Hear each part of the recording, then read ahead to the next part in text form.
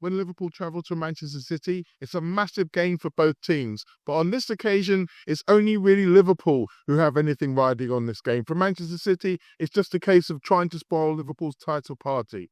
Now, I don't know whether or not Arne Slot managed to catch their performance against Real Madrid last night. Even if he hadn't, he's still got no doubt that this is a very dangerous team. He paid tribute to Pep Guardiola and the genius that he believes that he is as a coach. But there was plenty of stuff to talk about in terms of his own side. Obviously, after the game last night, Darwin Nunez was on most people's minds, and Arne Slot did give his opinion on his miss and how he dealt with it and whether or not that was the biggest problem. We also spoke a little bit about Trent Alexander-Arnold and particularly about the plan that has been in place for him. And he also gave us a little bit of an insight into what he does when he's not coaching. He listens to TalkSport, apparently, and he did have some great words from Mark Lawrenson. I'll go into that in more detail. Back in the lab. Good afternoon and welcome to the latest edition of the press conference review. I am back here in the lab. Thank you for your patience. You may have noticed this was coming out slightly later after the press conference than normal, but that is down to the fact it's been a bit of a whirlwind 24 hours. I was at Villa Park, as were Liverpool, last night to see the game, and what a game it was too. I was also appearing on TalkSport 2 in the afternoon and on BBC Radio 5 Live in the evening. But the main reason why this is delayed, well, there's two main reasons why this is delayed. Firstly, my computer decided to play silly buggers, and so consequently my match report was delayed until just now. I've only just put it out. Well, I say just now. In terms of when I'm recording this, it's just now. By the time you've seen it, it's probably already been out for a couple of hours. Either way, it's over here. Go and read it. But the other one is the fact that Arne Slot decided to move his pre-match press conference from Friday to Thursday, meaning that literally 12 hours after the post-match press conference, we were all there assembled in front of him again. Now, the reasons for this are still unclear. My suspicion is his desire is to give some of the players and therefore himself the day off tomorrow, which is all well and good. It was better off that they're the ones who get the rest rather than us, I guess. But either way, here we are, and he has spoken, and I am here to dissect it as I always am. So fear not, we will crack on with injury news.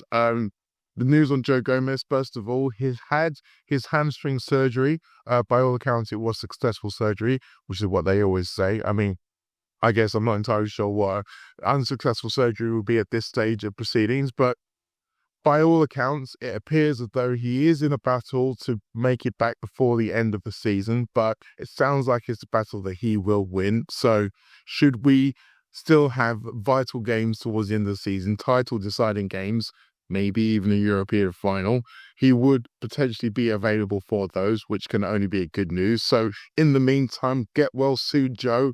Hopefully you're watching Liverpool win lots of games without you and you're ready to come back in or slot back in the future.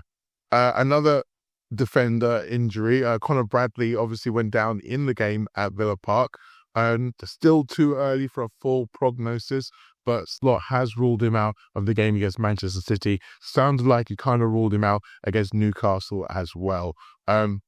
Obviously, after that, there's a little bit of a break for Liverpool because we're not in the FA Cup, so it remains to be seen when he will re-emerge, but it is a massive blow and an interesting point as well, because there was lots of discussion about whether or not Trent Alexander-Arnold should have come off at all, and that was all around protecting him and his injury, and lo and behold, what happens? Conor Bradley gets an injury. And all this tells you is that hindsight will make fools of all of us.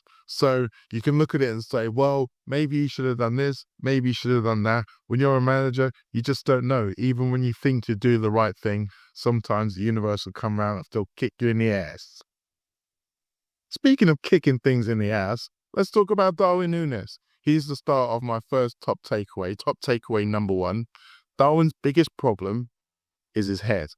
Now, he is the man that everybody was talking about in the aftermath of that game against Aston Villa. His big miss towards the end of the game not only cost Liverpool the chance to come out there with the price of 3 points, but it also changed the game because from there on in, it was Aston Villa who looked like they were going to go on to get the win. Now, obviously, Liverpool still came out there with a draw and their away record, undefeated away record, still intact. But Arne Slot was asked about Darwin and how he reacted to the miss, which I think is the more important thing. And Arne Slot definitely agreed. We've heard him many times talk about the fact that for him, the striker's the job isn't just about scoring the goal. It's the all-round play, the link-up play. It's the work of the ball. And Darwin has been good at some of those other things in recent weeks, but that was the part that Slot was the most disappointed in him with, the way that he reacted to that goal and how it stopped him from doing all those other things that he had previously done so well. In my match report, I mentioned the fact that that mist hung around his neck like a noose, and you could really see it in the way that he was on the pitch after that. Arne Slot mentioned the fact that there was that moment with Martinez where they were both running for the ball and it appeared like he lost belief. And then there was the moment where he passed to Soberslide where he probably should have taken a shot. And when you think about elite strikers, elite forwards, the best of the best, one of the key things about them is that ability to shake off misses, to be able to have a goldfish-like memory for bad things that happen to you, because you always believe that you're going to get another chance and it's going to go in. Now, Darwin Nunez does not appear to have that G. Diogo Jota, he does have that G. You could tell by the way that he reacted to the misses that he made, because let's not forget, he missed quite a big chance in the first half that had just as much weight towards Liverpool winning or not winning this game. But he was still there, still putting himself in position to score again and again and again. And that's the one thing Darwin Nunez wasn't able to do.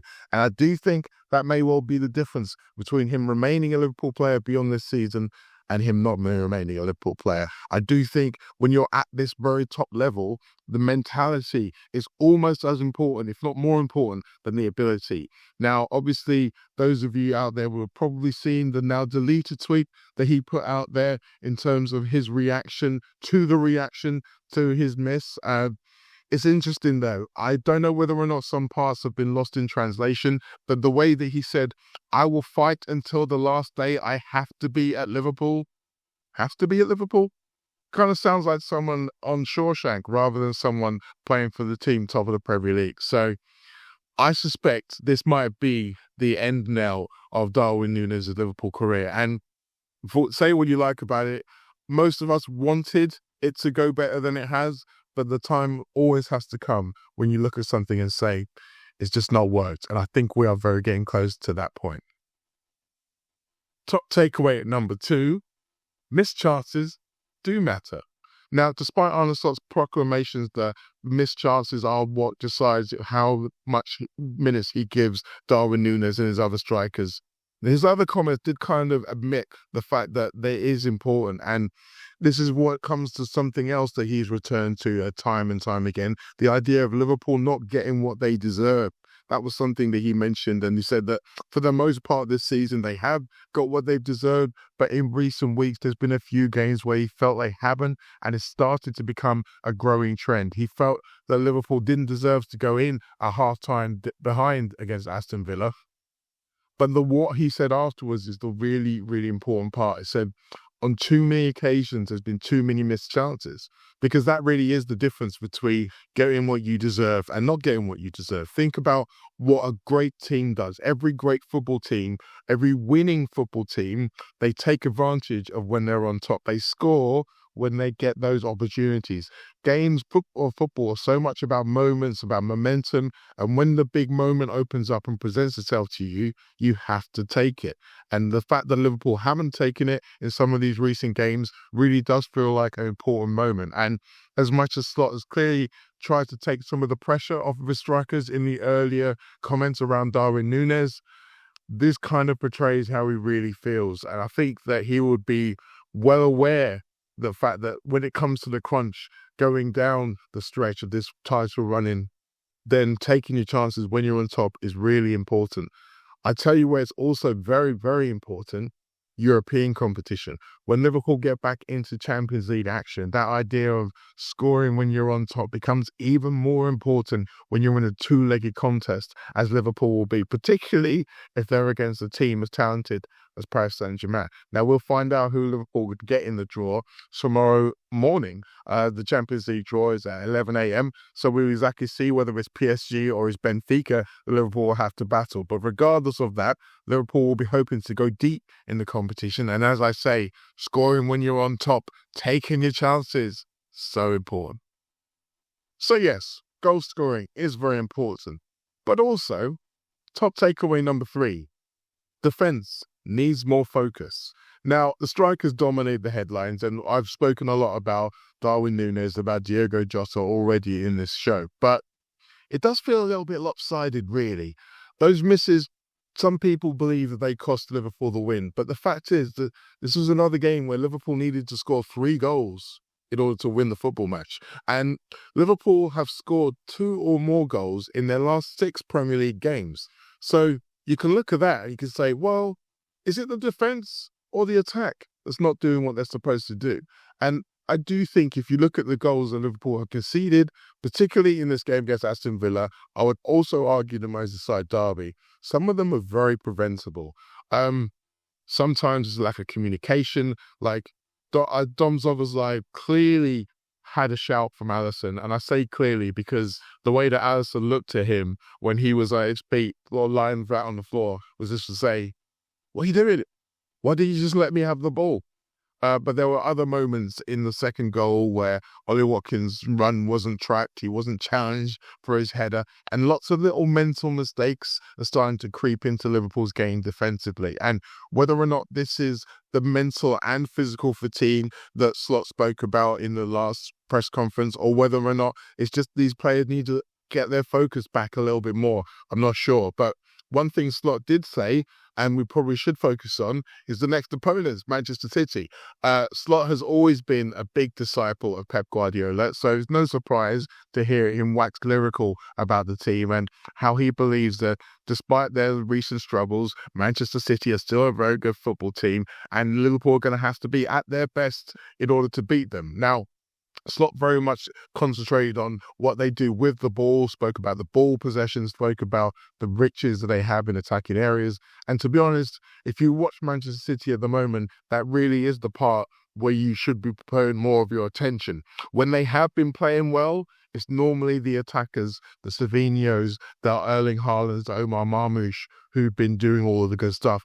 It's defensively where they still look vulnerable. So from a Liverpool perspective, if they are able to keep Manchester City out, or at least limit their chances, they've got a very, very good chance of winning that game. Although, to be honest, based on what we've seen so far in recent away games, the chances are it's going to be another high-scoring game. Now it's time to focus on my questions to Arne Slot, which were about Diogo Jota, but also a little bit about Trent Alexander-Arnold as well. Hi, Arne. We've spoken a few times about the addition of getting chances for the starting number 9. And in the last 2 games, Diogo Jota's managed to get 10 shots from starting position. So are you pleased with that improved production? And how disappointed is he that only one of those 10 shots actually hit the target? Probably will, although apart from him hitting the target, he gave a great assist as well. So it tells you maybe more how disappointed I am that we missed him for 4 to 5 months. Then it tells you that something changed in our playing style.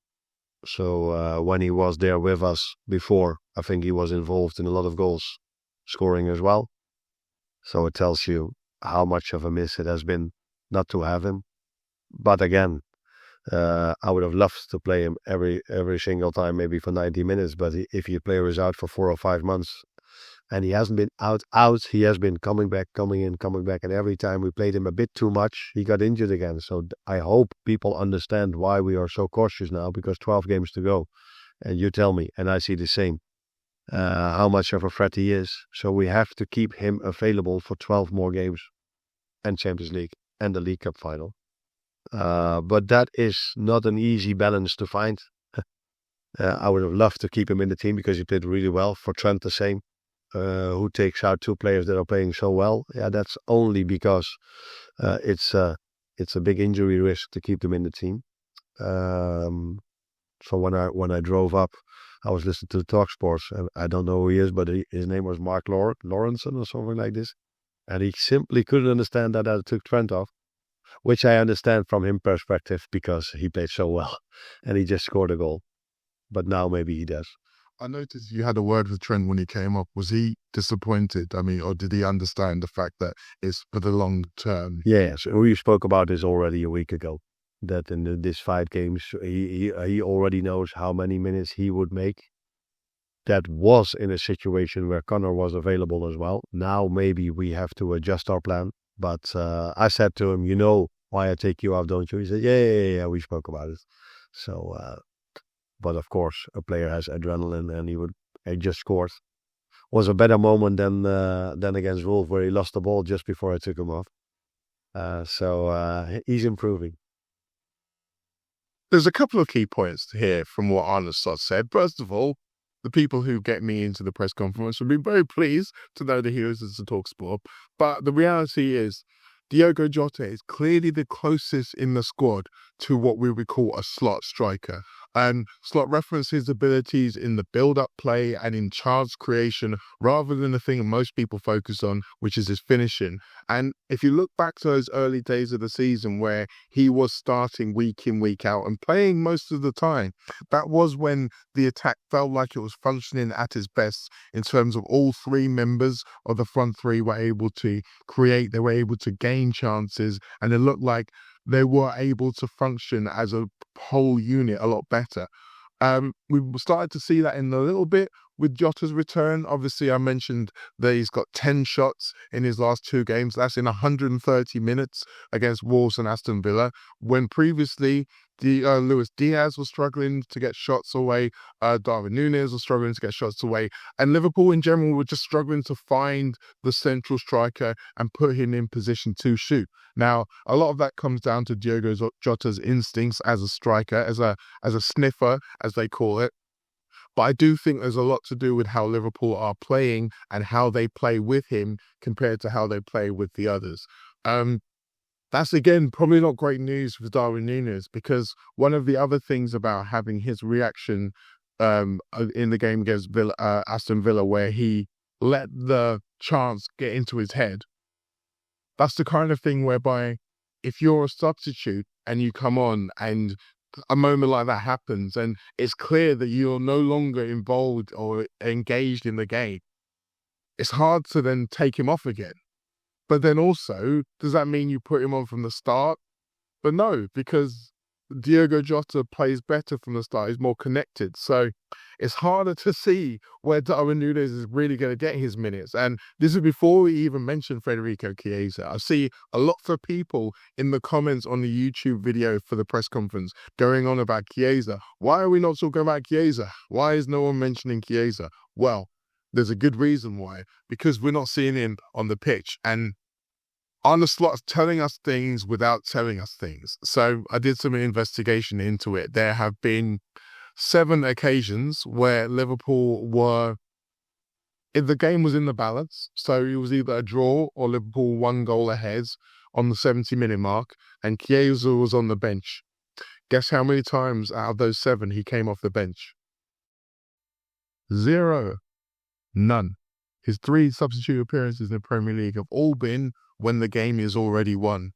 That tells you all you need to know about how Arne Slot feels about Chiesa. And yes, there was a long period where his fitness was an issue. We weren't sure if he was up to speed or not.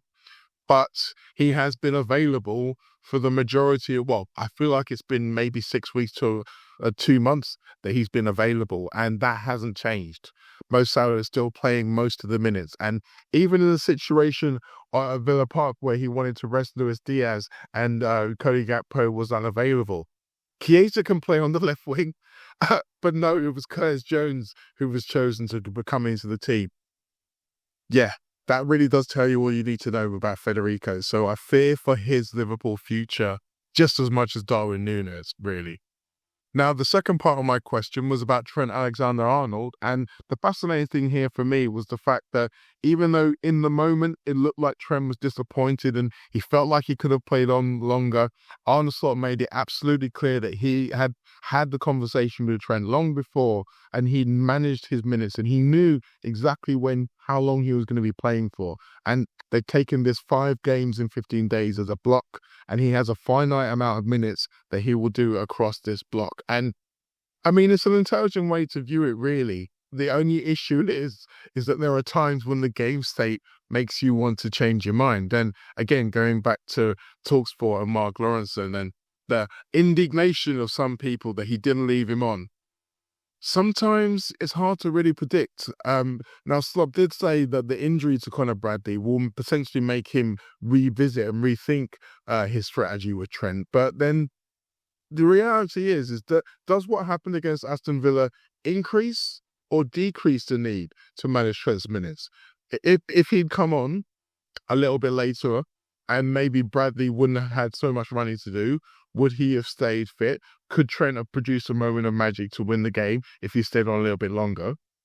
But then the flip side of that is if he stayed on a little bit longer, maybe it was him who gets the injury and suddenly it's the first choice right back and not the second choice right back that is out injured. You just don't know. It's hard to be able to tell. And frankly, this is why managers get paid lots of money, because it's up to them to make a decision and to live and die by those decisions.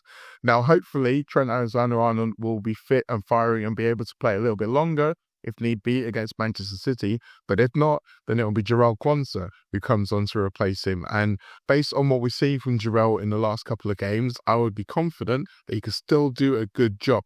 Now, he didn't necessarily have his greatest game when he was at right back away at Newcastle.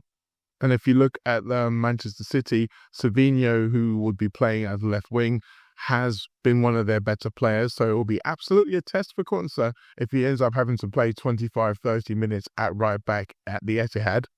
But he's in a better moment now than he was back then. So hopefully he can meet that challenge as well. And Liverpool are going to have to meet this challenge. There's no getting around it. It's going to be a tough game going away to Manchester City. Don't let their recent malaise fool you.